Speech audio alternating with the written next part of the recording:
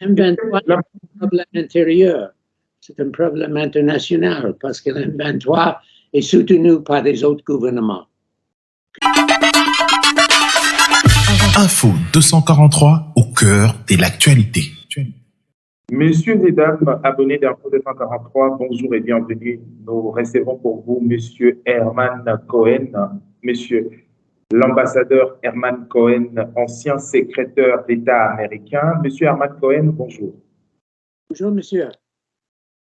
Vous suivez de près l'évolution de l'actualité. À l'est de la République démocratique du Congo, les éléments de MONUSCO ont ouvert le feu sur le civil. Comment vous jugez cette action d'abord?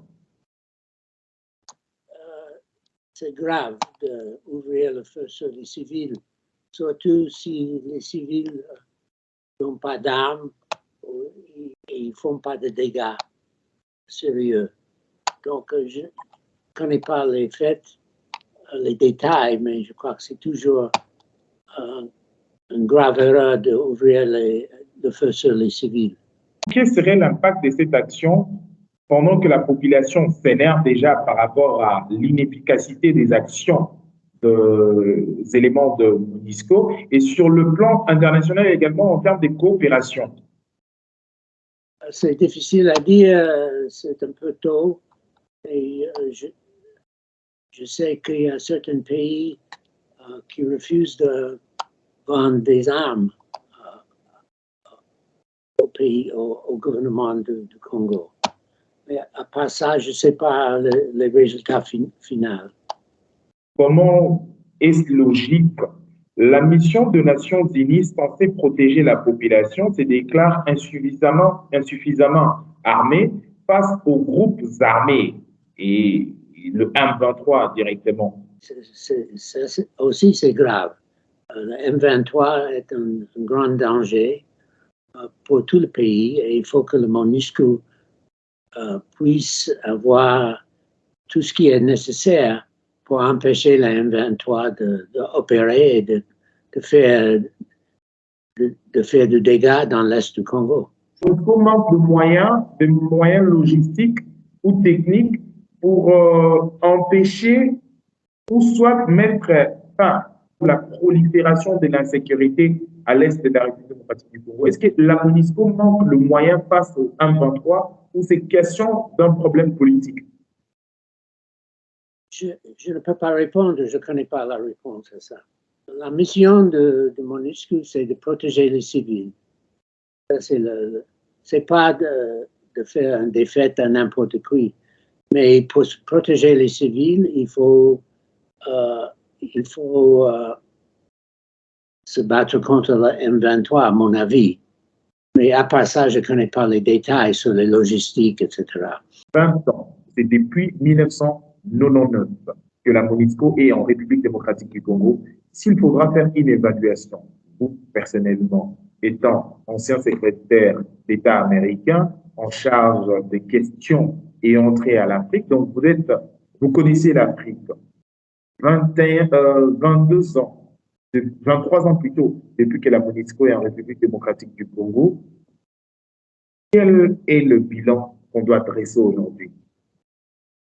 En général, je crois que MONUSCO a fait un bon travail, sauf dans le cas de M23, à mon avis, c'est une agression des autres pays.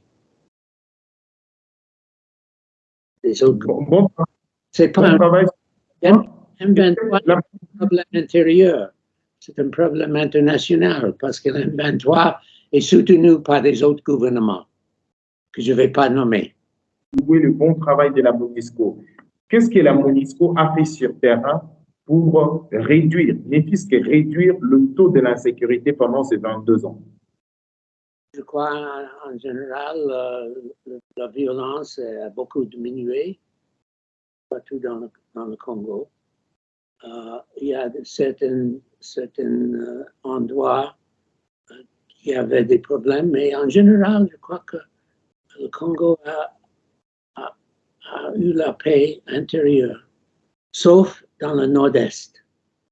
Dans le nord-est, il y a un problème d'agression extérieure. Et lors de notre dernière interview, que vous allez prendre langue avec le département des secrétariats américains pour la question ayant trait aux sanctions contre la République démocratique du Congo. Où en sommes-nous? Je crois qu'il n'y a pas de changement pour le moment. Le gouvernement américain ne veut pas envoyer des armes dans un pays où il y a un problème de violence contre les civils, etc. Donc, ils attendent. Au gouvernement congolais aujourd'hui, il n'y a plus de violence comme à l'époque contre la population et les civils. La situation a relativement évolué. Pourquoi on maintient toujours des sanctions contre la RDC? Parce qu'ils ne veulent pas envoyer des armes dans un pays où il y a la violence contre les civils. Ce n'est pas l'armée congolaise qui manifeste cette forme de violence contre les civils. Si, c'est selon le rapport dans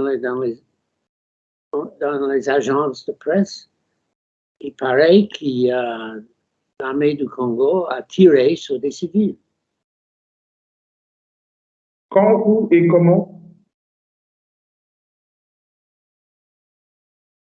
Je n'ai pas de détails, mais c'est ce que j'ai vu dans les agences de presse et surtout le département d'État a vu la même chose. L'Ouganda et le Rwanda, est-ce que vous croyez à la sincérité des négociations avec ces pays pour amener la paix à l'est de la République démocratique du Congo? Je n'ai pas de commentaires. Revenons sur ce que vous aviez dit l'autre fois. Je n'ai pas d'opinion. J'espère qu'ils sont sincères dans les négociations, mais je n'ai pas de détails. Je n'ai pas un service de renseignement. Force régionale, oui, ça peut peut-être faire le nécessaire. C'est-à-dire peut-être l'Union africaine peut faire une force régionale. À mon avis, l'armée du Congo peut faire le nécessaire. Mais il faut la volonté. Monsieur Herman Cohen, je rappelle que vous êtes l'ancien secrétaire d'État américain. Monsieur l'ambassadeur, nous sommes presque à la fin de notre petite interview. Monsieur Herman Cohen, nous sommes à une année des élections en République démocratique du Congo. Aujourd'hui, quelle est votre lecture par rapport à la gestion de la République démocratique du Congo, ou soit le régime de l'actuel président Félix-Antoine Tshisekedi? En général, je crois que le président fait un bon travail. Il fait tout ce qu'il peut. Malheureusement, je vois que l'argent qui arrive après la vente des minerais qui arrivent à la GECAMI, j'ai l'impression qu'il n'y a pas 100% de cet argent qui arrive dans le budget. Et ça, c'est un grand problème. Comme j'ai passé beaucoup de temps au Congo pendant ma carrière, je dis que j'aime beaucoup le peuple congolais dans toutes les régions que j'ai visitées. J'ai visité toutes les régions et j'ai beaucoup de respect pour les Congolais. Ce sont des gens très gentils, très aimables. Merci, Monsieur Herman Cohen. Je vous en prie. Au revoir. Info 243 au cœur de l'actualité.